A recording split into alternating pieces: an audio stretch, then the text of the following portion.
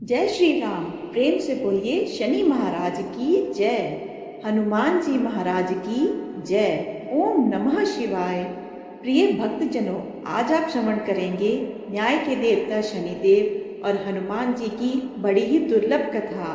पुराणों के अनुसार शनिदेव का एक नाम कृष्ण भी है। यह नाम स्वयं श्री कृष्ण भगवान ने शनिदेव जी को दिया था। आज के दिन जो भी मनुष्य इस व्रत को करता है तथा कथा का श्रवण करता है तो उन भक्तों पर शनि देव जी के साथ साथ हनुमान जी की कृपा भी प्राप्त होती है, क्योंकि शनि दोष से परेशान मनुष्य इस दिन हनुमान जी की कथा को सुनने व भजन कीर्तन करने से उनके सभी प्रकार के कष्ट, ग्रह और साढ़े साती ढैया आदि समाप्त हो जाते हैं और साथ ही शनि देव की कृपा से भक्तों को रोगों से मुक्ति मिलती है। तो प्रिय भक्तजनों, आइए श्रवण करते हैं दुख दारिद्र को दूर करने वाली शनि देव जी की बहुत ही दुर्लभ कथा। किसी गांव में एक बहुत ही विद्वान ब्राह्मण रहा करता था। एक दिन रात्रि में उसने सपने में देखा कि नीला वस्त्र पहने हुए एक दिव्य पुरुष उसे कह रहा है, हे ब्राह्मण देवता, मैं तुझे लगूंगा। अब यह सपना उस ब्राह्मण को रोज दिखाई देने लगा। इससे वह परेशान हो गया और दुबला पतला होने लगा। उसका स्वास्थ्य बहुत ही गिरने लगा। एक दिन उसकी पत्नी ने कहा, देखिए, मैं आपको कितने अच्छे से खिलाती पिलाती हूँ, मेवा मिश्री खिलाती हूँ, दूध मलाई खिलाती हूँ, अच्छा भोजन आहार पकाकर खिलाती हूँ, फिर भी आप इतने दुबले पतले क्यों होते जा रहे हैं? इसका क्या कारण है? प्रिय भक्तजनों, उस ब्राह्मण ने अपनी पत्नी से सारा हाल बताया कि मेरे सपने में एक नीले वस्त्र पहने बहुत ही दिव्य पुरुष आते हैं और वह मुझे कहते हैं, हे ब्राह्मण, मैं तुझे लगूंगा। यही सोचकर मुझे भूख प्यास नहीं लगती, इसलिए मैं दुबला होता जा रहा हूँ। तब ब्राह्मणी ने कहा, हे पतिदेव, मुझे लगता है आपको शनि भगवान दर्शन देते हैं। आपके ऊपर शनि की दशा शुरू होने वाली है, इसीलिए वे आपको सचेत करते हैं। अवश्य ही वह शनि महाराज हैं। अब की बार वो दिखे तो आप उन्हें कहिएगा कि आप मुझे सिर्फ 1.25 पहर ही लगना। प्रिय भक्तजनों, उसी दिन जब रात्रि होती है तो ब्राह्मण फिर से सोता है और उसे सपने में शनि भगवान दर्शन देते हैं और कहते हैं, हे ब्राह्मण, आज मैं तुम्हें लगूंगा। तब ब्राह्मण ने कहा, हे भगवान, यदि आप लगना ही चाहते हैं तो लग जाइए, पर यह बताइए भगवान, आप कितने दिनों के लिए लगोगे? तब शनिदेव ने कहा, हे ब्राह्मण, तुम्हारे ऊपर 7.5 शुरू होने वाली है, मैं तुम पर 7.5 साल के लिए लगूंगा। तब ब्राह्मण ने कहा, क्षमा कीजिए भगवान, इतना भारी तो मुझसे झेला नहीं जाएगा, 7.5 साल तो बहुत है भगवान। तब शनिदेव बोले, अच्छा, 5 वर्ष के लिए लगूंगा। तब ब्राह्मण ने कहा, शनि महाराज, यह भी मेरे लिए ज्यादा है। तब शनिदेव बोले, अच्छा ठीक है, 2.5 साल का लग जाऊं। ब्राह्मण ने फिर मना कर दिया। तब शनिदेव कहने लगे, 1.25 पहर का लगूंगा तो ठीक रहेगा। प्रिय भक्तजनों, उसे 1.25 पहर की शनि की दशा लग गई। ब्राह्मण ने नींद से उठते ही अपनी पत्नी से कहा, देखो, मुझे 1.25 पहर की शनि की दशा लगी है, इसीलिए मैं जंगल जाकर समय बिताऊंगा। तुम मेरे खाने पीने का सारा सामान बांध दो और मेरे पीछे किसी से लड़ना मत, घर में बैठी रहना, बच्चों को भी कहीं मत जाने देना और इस 1.25 पहर में किसी को गाली मत सुनाना। ऐसा कहकर ब्राह्मण अपने घर से जंगल की ओर चल दिया और जंगल में जाकर एक पीपल के पेड़ के नीचे बैठ गया और वहां बैठकर हनुमान जी का पाठ करने लगा। 1 पहर बीत गया तो ब्राह्मण ने सोचा कि बाकी का समय तो रास्ते में ही बीत जाएगा, तो वह वहां से चल दिया और रास्ते में चलते हुए उसे एक सब्जी मंडी दिखाई दी। उसने सब्जी मंडी से एक बड़ा सा कद्दू खरीदा। कद्दू खरीदकर उसने अपनी चादर में लपेटा और वहां से चल दिया। तभी रास्ते में शनि महाराज एक साधु का वेश बदलकर उसके पास आते हैं और कहते हैं, तुम्हारी चादर में क्या है? ब्राह्मण ने कहा, हे साधु महाराज, मेरी इस चादर में तो कद्दू है। साधु ने कहा, अच्छा कद्दू है तो दिखाओ। तब ब्राह्मण ने अपना चादर दिखाया तो आश्चर्य हुआ, उसमें तो उस राज्य के राजा के बेटे का कटा हुआ सर था। यह देखते ही साधु महाराज, जो कि शनिदेव थे, उस ब्राह्मण को लेकर राज दरबार में पहुंच गए और राजा से कहने लगे, महाराज ये देखिए, ये दुष्ट दुराचारी आपके पुत्र की हत्या करके उसके सर को काटकर अपनी चादर में लेकर घूम रहा था, इसे आप दंड दीजिए। प्रिय भक्तजनों, राजा ने जब सुना कि उस ब्राह्मण ने उसके पुत्र की हत्या कर दी है, राजकुमार को मार दिया है, तब राजा बहुत ही क्रोधित हुआ। उसने कहा, मुझे मत दिखाओ, मुझसे यह सब देखा नहीं जाएगा। हे सैनिकों, तुम इसे तुरंत ले जाओ और उसे सूली पर चढ़ा दो। अब नगर में यह समाचार फैल गया कि राजा के पुत्र का सर कट चुका है, एक ब्राह्मण ने उसकी हत्या कर दी है। तो नगर में हाहाकार मच गया और सैनिक उस ब्राह्मण को सूली पर चढ़ाने के लिए ले गए।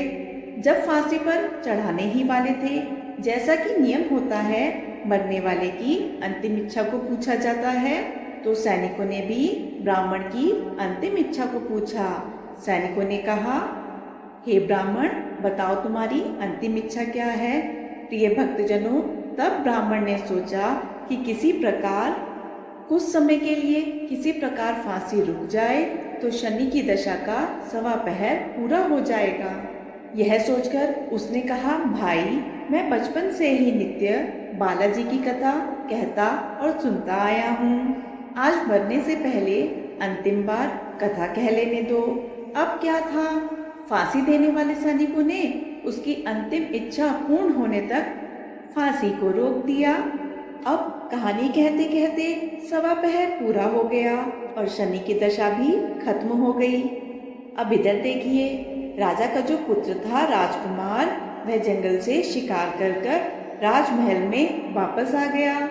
राजमहल में राजकुमार को देखते ही राजा बहुत ही प्रसन्न हुआ, लेकिन मन ही मन उसे यह भी डर लगा कि यदि उस निर्दोष ब्राह्मण को फांसी चढ़ा दिया होगा तो ब्राह्मण हत्या का दोष लग जाएगा। अब क्या था, राजा ने 2 घुड़सवारों को जल्दी ही फांसी घर की तरफ दौड़ाया और ब्राह्मण को आदर सहित दरबार में लाने का हुक्म दिया।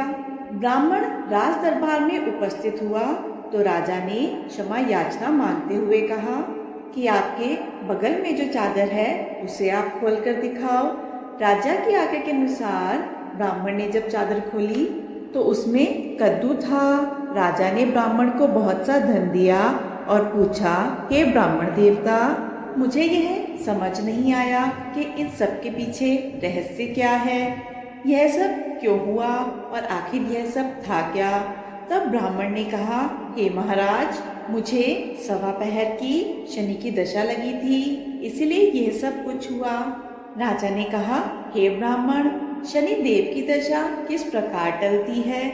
ब्राह्मण ने कहा, हे राजन, यदि राजा या किसी सेठ को यह दशा लगती है तो काला हाथी या काला घोड़ा दान करना चाहिए। किसी गरीब को यदि शनि की दशा लगती है तो पीपल की पूजा करनी चाहिए और शनि की कहानी सुननी चाहिए। तिल, तेल और काला उड़द आदि का दान करें। काले कुत्ते को तेल चुपड़ी रोटी खिलाएं तो शनि की दशा उतर जाएगी। अब राजा ने उस ब्राह्मण को कद्दू वापस किया और घर आकर ब्राह्मण ने वह कद्दू अपनी पत्नी को दिया। तो जब उसकी पत्नी ने उसकी सब्जी बनाने के लिए उस कद्दू को काटा तो उसमें बीजों की जगह हीरे मोती निकलने लगे। तब ब्राह्मणी ने पूछा, हे पतिदेव, यह सब क्या है? इसमें से हीरे मोती क्यों निकल रहे हैं? तब पति ने कहा, हे प्रिय, जब शनि की दशा लगी थी तो यह कद्दू कुंवर का सिर बन गया था और जब दशा उतरी है तब शनि महाराज ने ऐसे निहाल कर दिया, हमें माला माल कर दिया। हे शनि देवता, जैसे ब्राह्मण को शनि की दशा लगी वैसे किसी को भी शनि की दशा ना लगे, जैसे ब्राह्मण को धन दौलत मिला वैसे ही सबको धन दौलत मिले। कथा कहानी कहते सुनते हुंकार भरते सबको मिले। बोलिए श्री शनि महाराज की जय।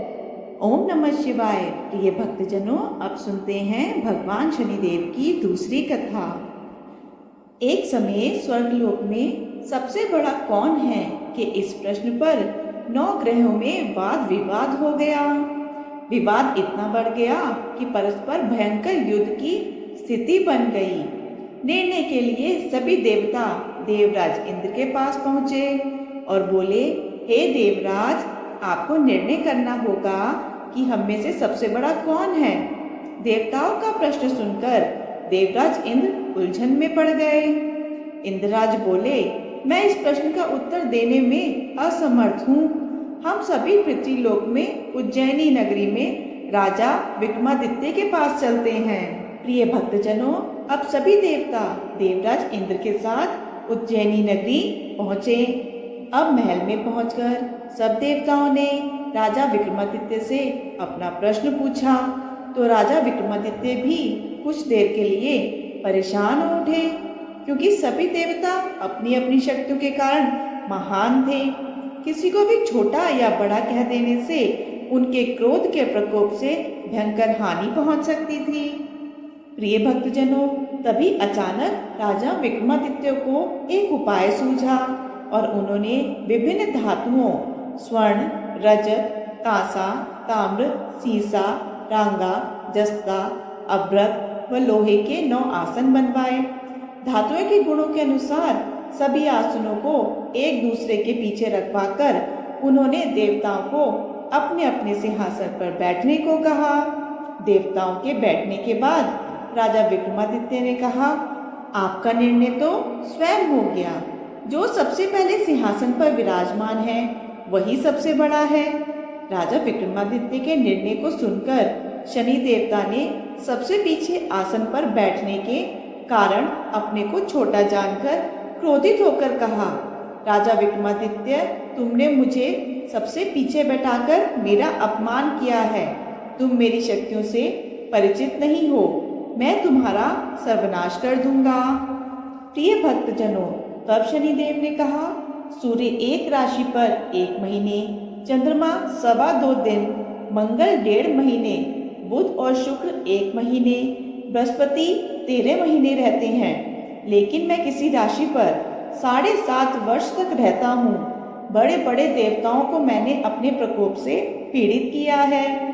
राम को 7.5 के कारण ही वन में जाकर रहना पड़ा और रावण को 7.5 के कारण ही युद्ध में मृत्यु का शिकार बनना पड़ा। राजा, अब तू भी मेरे प्रकोप से नहीं बच सकेगा। इसके बाद अन्य ग्रह के देवता तो प्रसन्नता से चले गए, परंतु शनिदेव बड़े प्रकोप के साथ वहां से विदा हुए। राजा विक्रमादित्य पहले की तरह ही न्याय करते रहे। उनके राज्य में सभी स्त्री पुरुष बहुत आनंद से जीवन व्यापन कर रहे थे। कुछ दिन ऐसे ही बीत गए। उधर शनि देवता अपने अपमान को भूले नहीं थे। प्रिय भक्तजनों, अब विक्रमादित्य से बदला लेने के लिए एक दिन शनिदेव ने घोड़े के व्यापारी का रूप धारण किया और बहुत से घोड़ों के साथ उज्जैनी नगरी पहुंचे। राजा विक्रमादित्य ने राज्य में किसी घोड़े के व्यापारी के आने का समाचार सुना तो अपने अश्वपाल को कुछ घोड़े खरीदने के लिए भेजा। घोड़े बहुत कीमती थे। अश्वपाल ने जब वापस लौटकर इस संबंध में बताया तो राजा विक्रमादित्य ने स्वयं आकर एक सुंदर व शक्तिशाली घोड़े को पसंद किया। घोड़े की चाल देखने के लिए राजा उस घोड़े पर सवार हुए तो वह घोड़ा बिजली की गति से दौड़ पड़ा। तेजी से दौड़ता घोड़ा राजा को एक दूर जंगल में ले गया और फिर राजा को वहीं गिराकर जंगल में ही गायब हो गया। राजा अपने नगर को लौटने के लिए जंगल में भटकने लगा, लेकिन उन्हें लौटने का कोई रास्ता नहीं मिला। राजा को भूख प्यास लग गई। बहुत घूमने पर उसे एक चरवाहा मिला।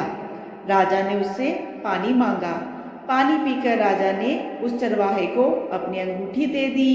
फिर उससे रास्ता पूछकर वह जंगल से निकलकर पास के नगर में पहुंचे। राजा ने एक सेठ की दुकान पर बैठकर कुछ देर आराम किया। उस सेठ ने राजा से बातचीत की तो राजा ने उसे बताया कि मैं उज्जैनी नगरी से आया हूँ। राजा के कुछ देर दुकान पर बैठने से सेठ जी की बहुत बिक्री हुई। प्रिय भक्तजनों, अब सेठ ने राजा को बहुत भाग्यवान समझा और खुश होकर उसे अपने घर भोजन के लिए ले गया। सेठ के घर में सोने का एक हार खूंटी पर लटका हुआ था। राजा को उस कमरे में छोड़कर सेठ कुछ देर के लिए बाहर गया। तभी एक आश्चर्यजनक घटना घटी। राजा के देखते ही देखते सोने के उस हार को खूंटी निगल गई। सेठ ने कमरे में लौटकर हार को गायब देखा तो चोरी का संदेह राजा पर ही किया, क्योंकि उस कमरे में राजा ही अकेला बैठा था। सेठ ने अपने नौकरों से कहा कि इस परदेसी को रस्सियों से बांधकर नगर के राजा के पास ले चलो। प्रिय भक्तजनों, जब राजा ने विक्रमादित्य से हार के बारे में पूछा तो उसने बताया कि उसके देखते ही देखते खूंटी ने हार को निगल लिया था। इस पर राजा ने क्रोधित होकर चोरी करने के अपराध में विक्रमादित्य के हाथ पांव काटने का आदेश दे दिया। राजा विक्रमादित्य के हाथ पांव काटकर उसे नगर की सड़क पर छोड़ दिया गया। कुछ दिन बाद एक तेली उसे उठाकर अपने घर ले गया और उसे अपने कोल्हू पर बैठा दिया। राजा आवाज देकर बैलों को हाँकता रहता। इस तरह तेली का बैल चलता रहा और राजा को भोजन मिलता रहा। शनि के प्रकोप की 7.5 पूरी होने पर वर्षा ऋतु प्रारंभ हुई। तब राजा विक्रमादित्य एक रात मेघ मल्हार गा रहे थे कि तभी नगर के राजा की लड़की राजकुमारी मोहिनी रथ पर सवार उस तेली के घर के पास से गुजरी। उसने मेघ मल्हार सुना तो उसे बहुत अच्छा लगा और दासी को भेजकर गाने वाले को बुलाने को कहा। दासी ने लौटकर राजकुमारी को अपंक राजा के बारे में सब कुछ बता दिया। राजकुमारी उसके मेघ मल्हार से बहुत मोहित हुई। अंततः उसने सब कुछ जानकर भी अपंक राजा से विवाह करने का निश्चय कर लिया। राजकुमारी ने अपने माता पिता से जब यह बात कही तो वह हैरान रह गए। रानी ने मोहिनी को समझाया, बेटी, तेरे भाग्य में तो किसी राजा की रानी होना लिखा है, फिर तू इस अपंग से विवाह करके अपने पांव पर कुल्हाड़ी क्यों मार रही है। राजकुमारी ने अपनी जिद नहीं छोड़ी। अपनी जिद पूरी कराने के लिए उसने भोजन करना छोड़ दिया और प्राण त्याग देने का निश्चय कर लिया। आखिर राजा रानी को विवश होकर अपंग विक्रमादित्य से राजकुमारी का विवाह करना पड़ा। विवाह के बाद राजा विक्रमादित्य और राजकुमारी तेली के घर में रहने लगे। हे प्रिय भक्तजनों, उसी रात स्वप्न में शनि देव ने राजा से कहा, राजा, तुमने मेरा प्रकोप देख लिया। मैंने तुम्हें अपने अपमान का दंड दिया है। राजा ने शनिदेव से क्षमा करने को कहा और प्रार्थना की कि हे शनिदेव, आपने जितना दुख मुझे दिया है किसी अन्य को ना देना।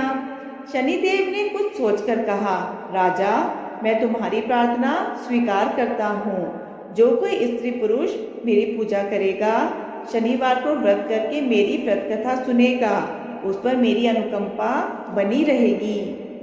प्रातःकाल राजा विक्रमादित्य की नींद खुली तो अपने हाथ पांव देखकर राजा को बहुत खुशी हुई। उसने मन ही मन शनिदेव को प्रणाम किया।